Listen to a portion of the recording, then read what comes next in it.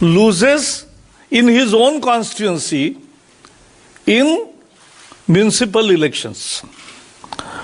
दूसरे एक विधायक अश्विन कोटवाल, उनके पुत्र लड़ रहे थे, वो भी हार गए।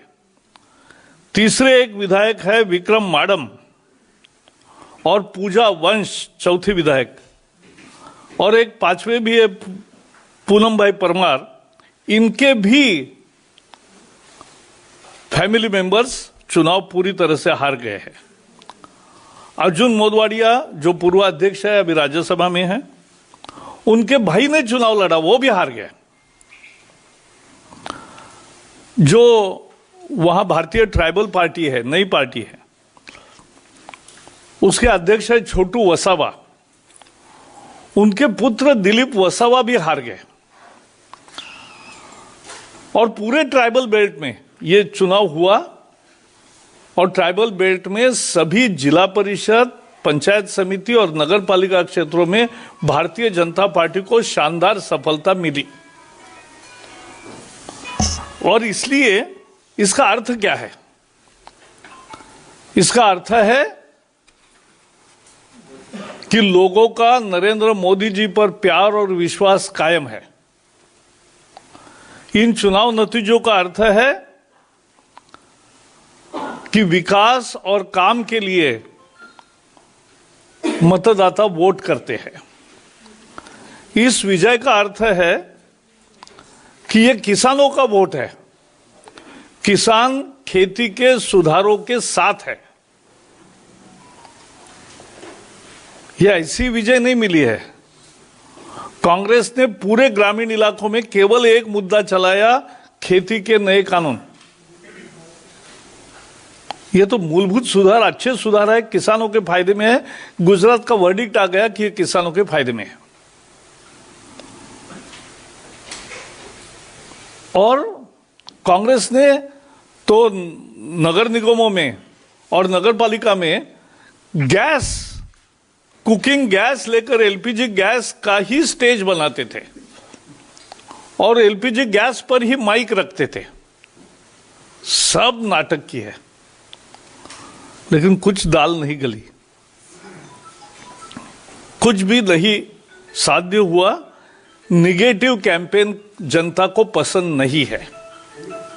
और जिस तरह से कल या पिछले सप्ताह जिस तरह से असम में राहुल गांधी ने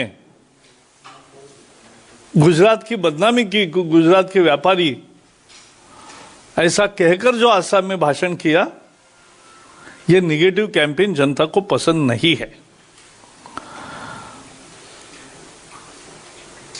और यह हमारी जो पार्टी सीआर पाटिल अभी अध्यक्ष है, सीआर पाटिल के नेतृत्व में जो टीम है, उन्होंने जो पन्ना प्रमुख, यानी स्थानीय चुनाव में भी इतना पार्टी एक्टिव थी कि गृह मंत्री अमित शाह भी अपने बूथ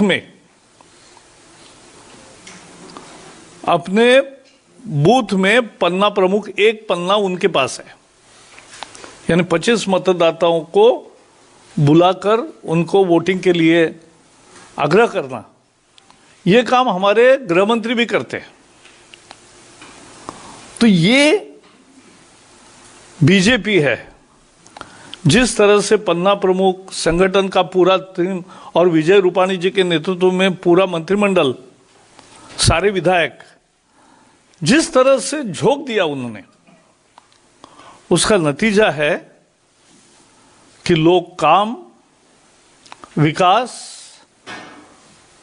कृषि कानून सुधार, इसके पक्ष में लोगों ने वोट दिया है। और यह समझने लायक महत्वपूर्ण मुद्दा है। और यह अकेला वहां मिला नहीं है। जैसे आपको पता है, पिछले साल बिहार का चुनाव में हमने जीता, बाद में उपचुनाव हुए 11 राज्यों में।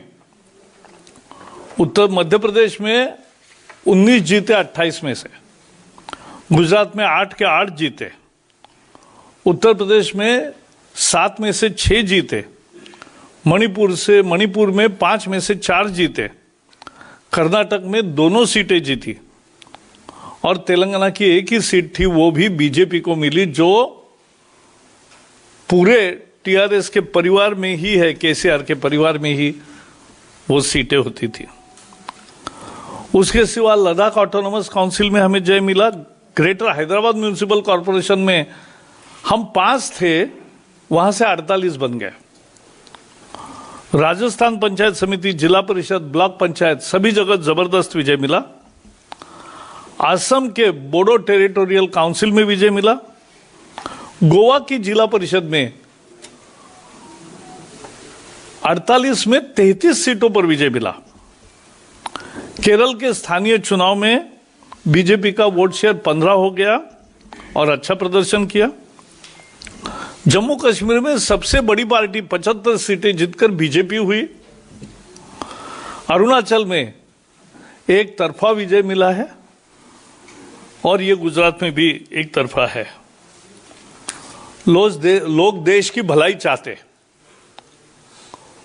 और लोग मोदी जी का विकास का मॉडल और खासकर दूसरे कार्यकाल में जिस तरह से वो समाज में सुधार, देश के कानून व्यवस्था में और बाकी में प्रमुख सुधार ला रहे हैं अर्थव्यवस्था में, इसका परिणाम देश के लिए अच्छा होगा, ये जनता को विश्वास है।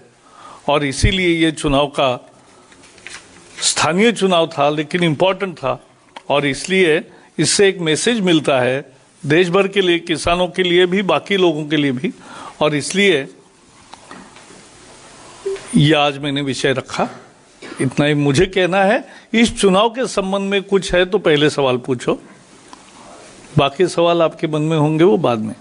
दिल्ली नहीं, वो इस चुनाव के संबंध में बात है। नहीं, वो दूसरा चुनाव है ना। पहले गुजरात का कुछ है सवाल तो पूछे। मैं बता रहा हूँ। हाँ, नहीं, वो तो ऐसा है, दिल्ली के बारे में एक ही कहूंगा, जिसके सीट जिसको थे वो गए, उसमें क्या हुआ है। नमस्कार, मैं हूं मानक गुप्ता। अगर आपको हमारा ये वीडियो पसंद आया हो तो इसे लाइक और शेयर जरूर करें और हाँ, हमें सब्सक्राइब और फॉलो करना ना भूलें ताकि आप देश और दुनिया की कोई खबर मिस ना करें। तो जुड़े रहिए हमारे साथ और देखते रहिए न्यूज़ 24।